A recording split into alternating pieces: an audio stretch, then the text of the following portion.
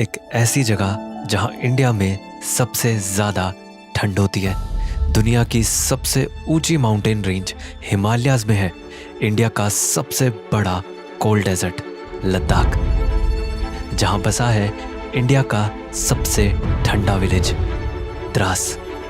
पर कितना ठंडा? हम सबको पता है पानी 0 डिग्री सेल्सियस से नीचे जम जाता है। ह्यूमन ब्लड बॉडी से बाहर -3 डिग्रीज पर जम जाता है। हमारे घर के फ्रिज में फ्रीज़र का टेम्परेचर -5 डिग्रीज तक हो सकता है। डीप फ्रीज़र में टेम्परेचर -20 तक हो सकता है। तो आप यहाँ का टेम्परेचर जानना चाहेंगे? यहाँ का अभी टेम्परेचर है -28 डिग्री सेल्सियस। फेस पे पूरी बर्फ जम गई है। पर ये यहाँ का सबसे कम टेम्परेचर नहीं है। 1995 में द्रास में टेम्परेचर -60 डिग्री सेल्सियस तक गिर गया था, और तब से ही ये इंडिया की सबसे ठंडी और दुनिया की दूसरी सबसे ठंडी जगह है। पर जब इतना ठंडा होता है तो क्या होता है, कैसे लोग यहाँ रहते हैं, वही सब जानने मैं आया हूँ इस खूबसूरत विलेज में।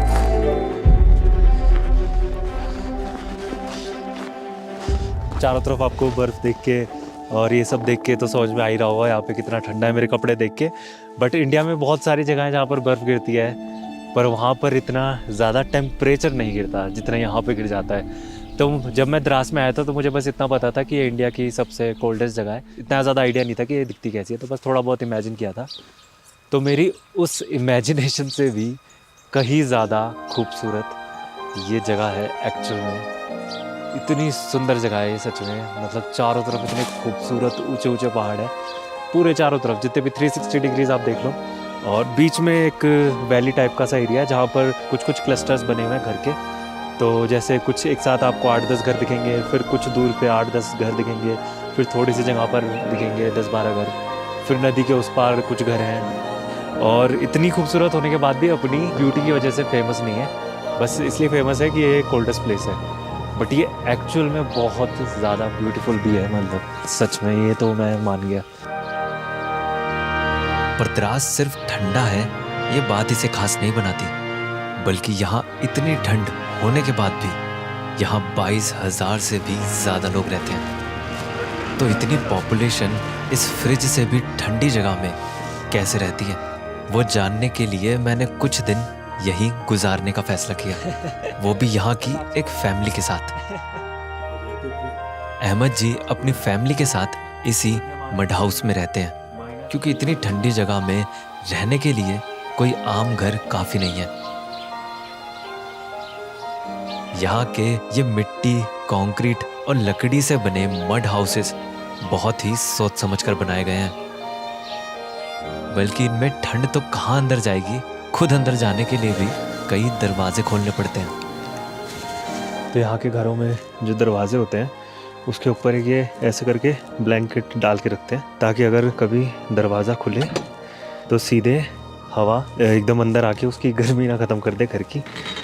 ये मेन गेट खुल के सीधे आप किसी कमरे में नहीं निकलते, क्योंकि यहाँ पे अब जो थोड़ी बहुत ठंडी हवा आएगी उसे यहाँ इसी कॉरिडोर में रोकना है, और उसके बाद एक और कॉरिडोर आएगा, उसके बाद फिर एक और दरवाज़ा खुलेगा और फिर किचन और कमरे वगैरह आएंगे बाकी के। तो इतनी अलग अलग जगहों पे अलग अलग दरवाज़ों पे ठंडी हवा को रोकते हैं ये। सिर्फ दरवाज़ा ही नहीं, बल्कि यहाँ विंडोज़ का भी ख्याल रखना पड़ता है, क्योंकि हवा तो यहाँ से भी आ सकती है।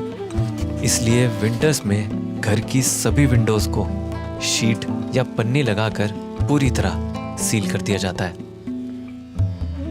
और कुछ विंडोज़ जो साउथ की तरफ है, जहाँ से धूप आती है, उन्हें रोज़ दोपहर में खोल दिया जाता है।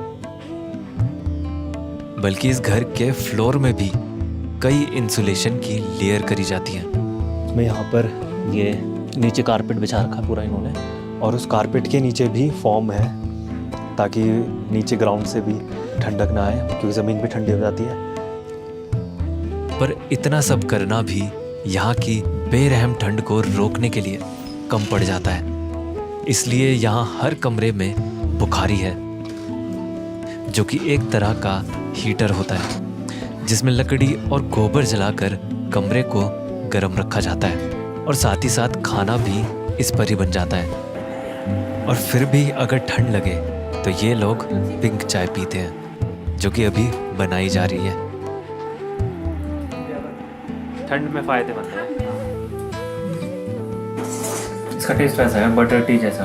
हाँ, इसमें थोड़ा बटर लगा हूँ। अच्छा, बटर भी है? नहीं लगाऊँ मैं। अच्छा अच्छा। क्या मज़ा आता है देखो। चाय को ऐसा पिंक कलर मिलता है बेकिंग सोडा डालने से। इसके टेस्ट के बारे में तो मैं ज़्यादा कुछ नहीं कहूँगा, पर यह हेल्दी होती है।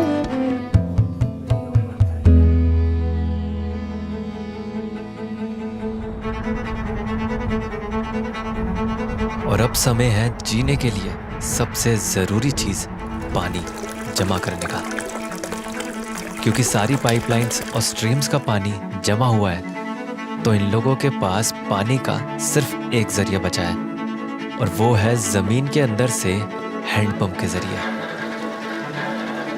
बल्कि हैंडपंप को भी फॉर्म लगाकर जमने से बचाना पड़ता है। फिर पानी को डब्बे भर भर के अपने घर के अंदर लगे टैंक्स में जमा करते हैं। और इस हैंडपम्प से जो भी पानी निकला है ना, वो थोड़ी देर में यहाँ तक बस बहा है, और वो आगे भी देखो पूरा जम गया है। ये देखो, ये जमा हुआ है पूरा।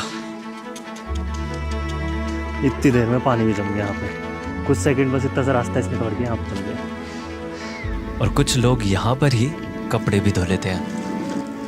और कपड़े धोना तो ठीक है, पर सुखाने का क्या? तो अगर आप इंडिया की कोल्डेस्ट जगह में रह रहे हैं, तो आपके गीले कपड़ों में कुछ इस तरह से बर्फ़ जम जाएगी। जैसे हम जो कपड़े सुखाते हैं, जो गीले कपड़े होते हैं, उसमें से पानी टपकता है, तो इन गीले कपड़ों से जो पानी की बूंदें निकली हैं, वो सारी हवा में ही जम गई हैं। अगर मैं आपको इन कपड़ों को उठा के दिखाऊँ ये कपड़े कैसे हैं, तो ये कपड़े पूरी तरह से देखो जमे हुए हैं। ये देखो, ये स्वेटर आप देख रहे हो, ये पूरा स्वेटर जमा हुआ है। अभी मैंने अपने हाथों से पकड़ा हुआ है, मुझे ऐसा लग रहा है मैंने बर्फ़ पकड़ ली हो। ये पूरा स्वेटर कड़क हो चुका है। देखो, ये देखो, ये देखो, कड़क एकदम, ये पूरा कड़क हो गया। अगर मैं इसको मारूं, ये देखो कड़क कपड़े। ये है द्रास की सर्दियाँ। आप सोचो कितना ठंडा एरिया है ये।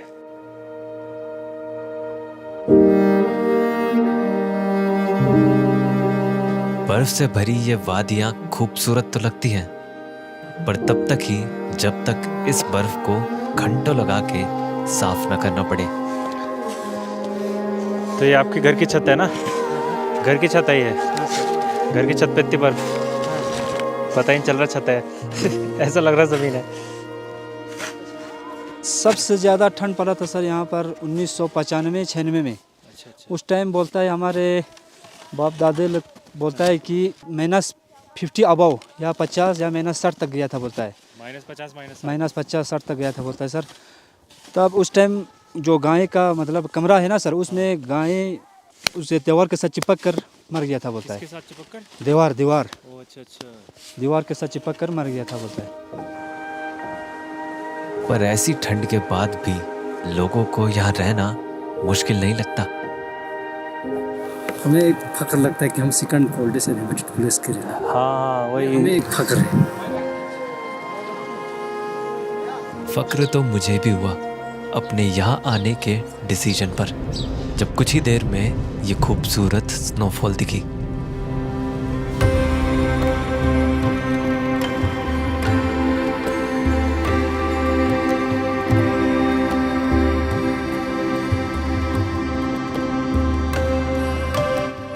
तो अभी द्रास में बड़ी खूबसूरत स्नोफॉल हो रही है।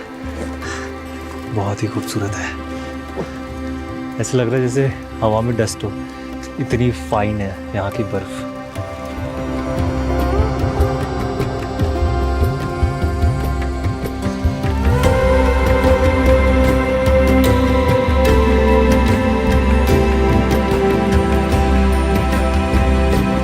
तो द्रास में कुछ ऐसी स्नोफॉल होती है कि यहाँ पर अभी सब कुछ वाइट हो गया है पूरी तरह से।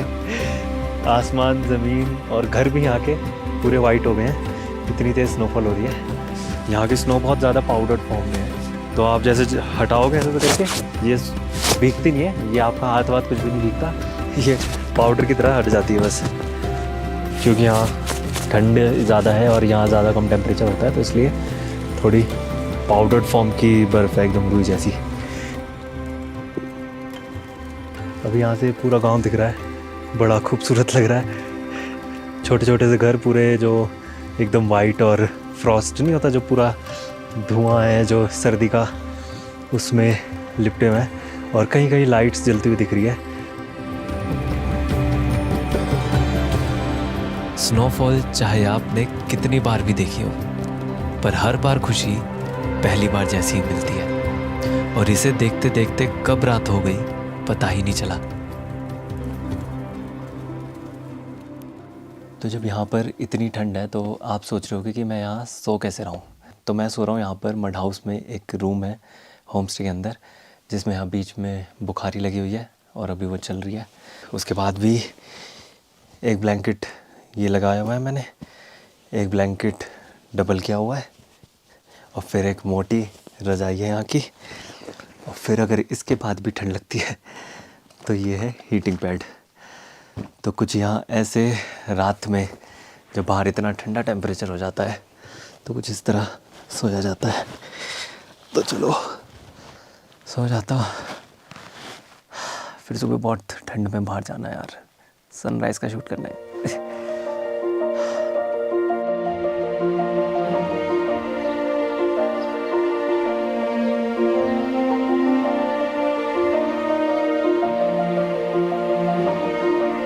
सुबह की शुरुआत होती है गाय का दूध निकालने से, क्योंकि यहाँ की सर्दियाँ गुजारने के लिए आत्मनिर्भर होना बहुत ज़रूरी है।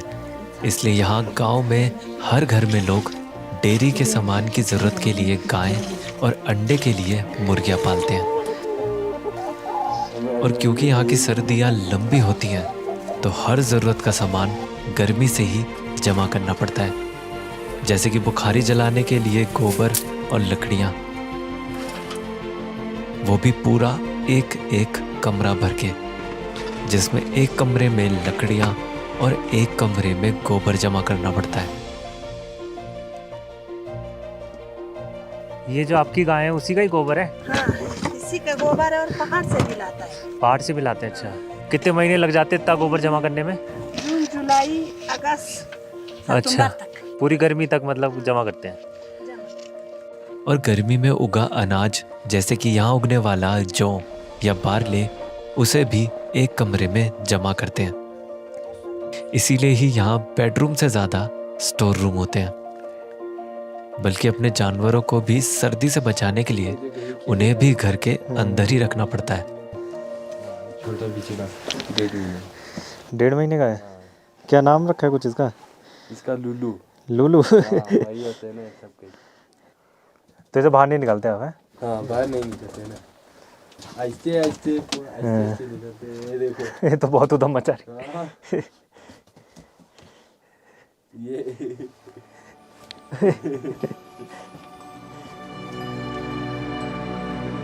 यहाँ की एक और ख़ास चीज़ जो कि है ड्राई टॉयलेट।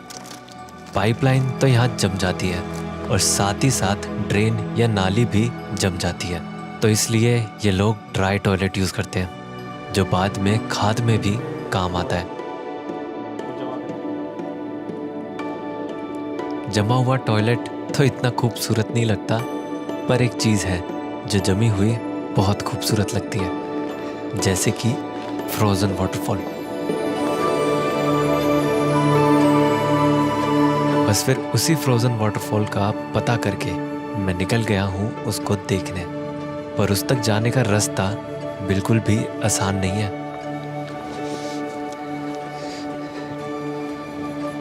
तो अभी वाला जो सस्पेंशन ब्रिज आप देख रहे हैं, ये बहुत ज़्यादा सालों पुराना है और ये अभी एक तरह से अबेंडन हो चुका है। इसको कोई यूज़ नहीं करता, पर अभी मुझे इसलिए यूज़ करना पड़ रहा है क्योंकि मुझे आगे फ्रोज़न वाटरफॉल तक जाना है। इस ब्रिज की सच्चाई ये है कि अगर आप इस पे चलोगे तो इसमें बीच बीच में कहीं कहीं इतने बड़े बड़े गैप्स बने हैं जिसमें से एक आदमी आराम से निकल जाएगा और सीधे नीचे जाके गिरेगा। बट इसमें एक पॉइंट ये है कि आपको वो गैप्स दिखेंगे नहीं, क्योंकि वो गैप्स बर्फ़ से ढके हुए हैं।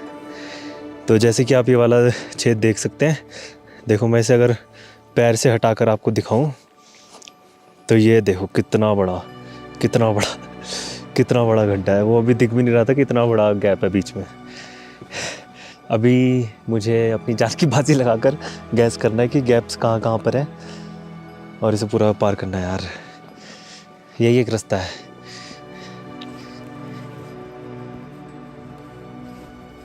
तो कभी टूटा ब्रिज और कभी झाड़ियां पार करके अब पार करनी थी नदी।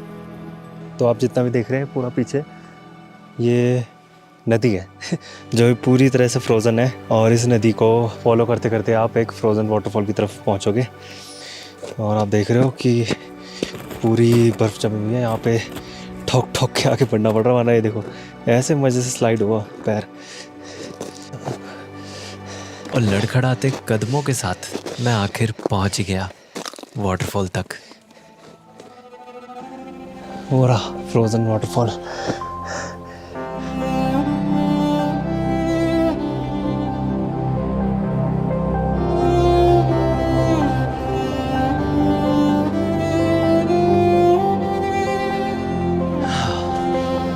बड़ा मुश्किल था यहाँ तक आना, पर बहुत ही सुंदर है यार ये वाटरफॉल। इसे देखना इतना अनोखा था कि ऐसा लगा ये नेचर ही है जो सिर्फ जमे हुए पानी को भी इतना खूबसूरत बना सकती है।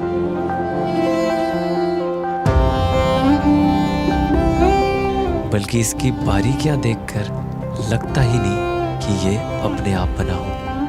और इसकी यही बात इसे और खूबसूरत बनाती है। वाटरफॉल का बहता हुआ पानी तो जमा हुआ देख लिया, पर यहाँ की ठंड को आप हल्के में मत लेना, क्योंकि ये उबलता हुआ पानी भी जमा सकती है। वो कैसे, मैं दिखाता हूँ। तो साइंस कहती है कि जब बॉइलिंग वाटर को -26 डिग्री सेल्सियस से ठंडे टेम्परेचर की हवा में फेंको तो पानी हवा में ही आइस क्रिस्टल्स में बदल जाता है। और ऐसा होता है मेबेम्पा इफेक्ट की वजह से।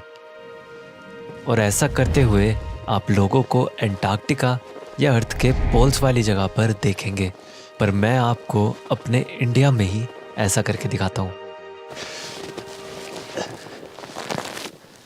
पर यह जितना आसान दिखता है उतना नहीं होता, क्योंकि कभी टेम्परेचर सही नहीं होता तो कभी फेंकने का तरीका, या कभी कभी सब कुछ सही होने के बाद भी वो रिकॉर्ड सही से नहीं होता। पर मैं कहाँ रुकने वाला था। रोज सुबह उठकर मैंने पूरी कोशिश करी और फाइनली इस बार वो परफेक्ट शॉट मिल ही गया, जो द्रास जैसी ठंडी जगह पर ही हो सकता है, इस बॉइलिंग वाटर को हवा में उछाल के।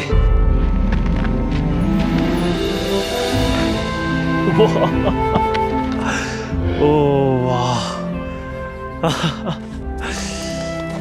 बादल देख रहे हो हमारा, वाह बस आ गया। तो यहाँ पर इतनी ज़्यादा ठंड है कि जो बॉइलिंग वाटर है उसको हवा में उछालते ही वो पूरा फ्रीज हो जाता है। पर सोचने वाली बात तो ये है कि इतनी ठंड होने की आखिर वजह क्या है। वजह सिर्फ एक नहीं है, बल्कि काफी सारी चीजें साथ मिलकर द्रास को कोल्डेस्ट प्लेस बनाती हैं, जिसमें से एक है द्रास की ये खास लोकेशन, जो कि लगभग 10,500 फीट की हाइट पर है, वो भी ज़ांस्कर रेंज के इन ऊंचे पहाड़ों के ठीक नीचे। और ये पहाड़ साइबेरिया से आती ज़्यादातर कोल्ड विंड्स को यहीं पर रोक लेते हैं। साथ ही साथ यहाँ पर गर्मियों में बहुत ही कम बारिश होती है, बल्कि साल का ज़्यादातर प्रेसिपिटेशन सर्दी में ही हो जाता है, वो भी स्नोफॉल की फॉर्म में, यहाँ के ह्यूमिड कॉन्टिनेंटल क्लाइमेट की वजह से। और इतनी स्नोफॉल होने से यहाँ साल के ज़्यादातर टाइम ज़मीन बर्फ से ही ढकी रहती है, जिससे सूरज की गर्मी भी रिफ्लेक्ट हो जाती है। और इन सब वजहों की वजह से बनता है इंडिया का कोल्डेस्ट इनहेबिटेड प्लेस।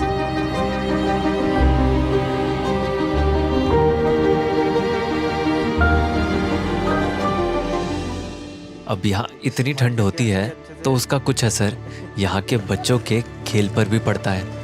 जैसे हम गलियों में क्रिकेट खेलते हैं, यहाँ की गलियों में बच्चे खेलते हैं आइस हॉकी। आइस हॉकी खेल रहे हो? खेलो खेलो। फिर बस इन बच्चों का थोड़ा साथ मैंने भी दे दिया। हम दोनों तुम सब चलो आ जाओ।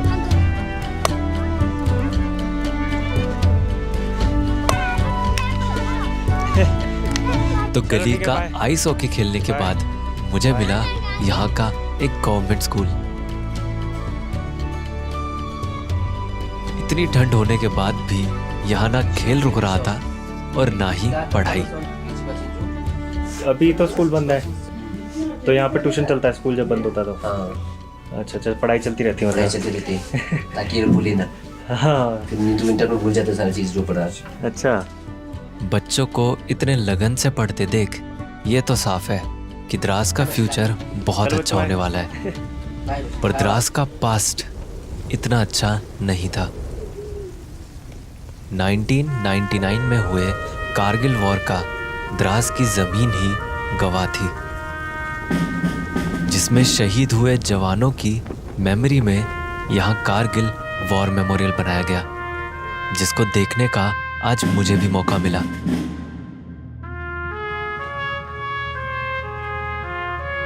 और यहाँ पर एक हमारा जो फाइटर जेट है वो भी लगा हुआ है, जो इसमें यूज़ हुआ है कारगिल वॉर के टाइम पे, वो भी खड़ा हुआ है यहाँ पर। और जितनी भी तोप और गन्स वगैरह यूज़ हुई हैं वो सारी यहाँ पर डिस्प्ले करी हुई हैं इन लोगों ने। और ये एक्चुअल है, जो एक्चुअल उस मोमेंट पे यूज़ हुई हैं, ये कोई उनका रेप्लिका नहीं है। अभी तक हमारे कारगिल वॉर और कारगिल में जितने भी वॉर्स हुए हैं उनमें जितने भी जवान शहीद हुए हैं उन सब के वो मेमोरियल बनाए हुए हैं। लगभग 397 सोल्जर्स की मेमोरियल है यहाँ पर। और इतने ज़्यादा जवान मतलब शहीद हुए हैं सिर्फ इस ज़मीन को हासिल करने के लिए। और बेशक यहाँ पर अभी बहुत शांति फील हो रही है, बहुत पीस है, बस तिरंगों के लहराने की आवाज़ आ रही है जो यहाँ पर लगे हुए हैं चारों तरफ। पर ये पीस जो यहाँ पर महसूस हो रहा है उसके पीछे की जो कहानी है वो बहुत ही शोर भरी है। और यहाँ पर आकर वो आपको शांति के साथ साथ वो चीज़ महसूस होगी।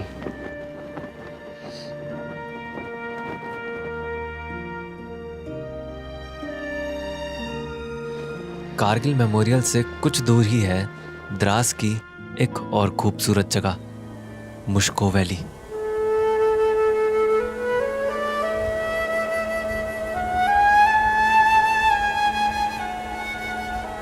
मुश्को वैली छुपे हुए द्रास का भी छुपा हुआ कोना था। कुछ खूबसूरत नज़ारे, साथ में खूबसूरत घर और यहाँ के कुछ खूबसूरत लोग। और यहाँ मुझे बड़े हंसमुख बच्चे भी मिले। इनका फोटो लेते हुए जब इनकी फैमिली ने देखा तो उन्होंने मुझे चाय के लिए इनवाइट किया। और इस ठंड में तो मैं चाय के लिए मना करने से रहा, पर इस शीना फैमिली ने सिर्फ चाय नहीं बल्कि बहुत सारी चीज़ें मेरे सामने रख दी। चलो आप लोग भी खाइए कि क्यों खाइए आप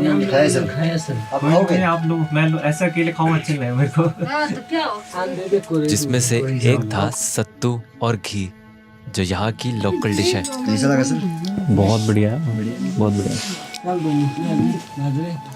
आपका तो सब एकदम वही होता है ना, ऑर्गेनिक नेचुरल सब उगाते हो खुद से ही। नहीं बस और तो नहीं बस थैंक यू, बस। चाय का सोचकर आया और फिर पूरा खाना खा के मैंने इस फैमिली को अलविदा किया। बाय।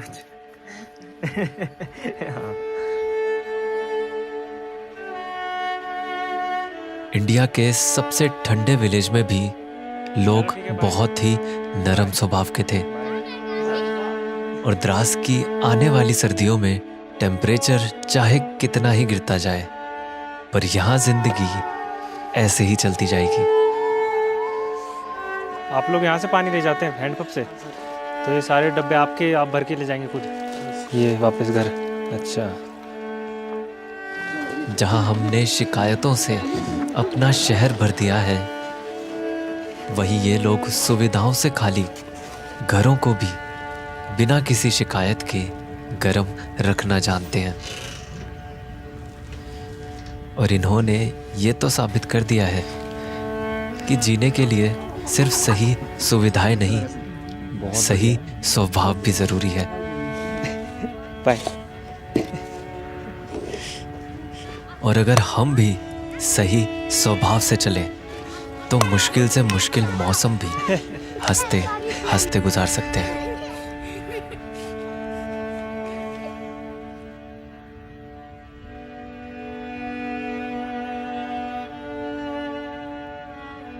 मुझे पता है आप में से काफ़ी लोगों को मेरी तरह वीडियोस बनाने में या यूट्यूब फिल्म मेकिंग में इंटरेस्ट है। तो आपके बहुत सारे कमेंट्स और मेल्स के आने के बाद मैंने प्लान किया है कि क्यों ना मैं अपनी नॉलेज को आप सब लोगों के साथ शेयर करूं। तो इसलिए मैं एक कोर्स लॉन्च करने का प्लान कर रहा हूं जिसमें यूट्यूब फिल्म मेकिंग के बारे में डीप नॉलेज मिलेगी। तो अगर आप इंटरेस्टेड हैं तो बस डिस्क्रिप्शन के लिंक में जाकर वेट लिस्ट को ज्वाइन कर सकते हैं। जो भी लोग ज्वाइन करेंगे उन्हें सबसे पहले पता चलेगा कोर्स के आने के बारे में। बट ये कोर्स तभी आएगा जब बहुत ज़्यादा लोग इंटरेस्टेड होंगे, क्योंकि इसे बनाने में बहुत ज़्यादा मेहनत और टाइम लगने वाला है। तो ज़रूर ज्वाइन करना वेट लिस्ट को अगर आप भी मेरी तरह अपनी वीडियोस बनाने के पैशन को फॉलो करना चाहते हैं।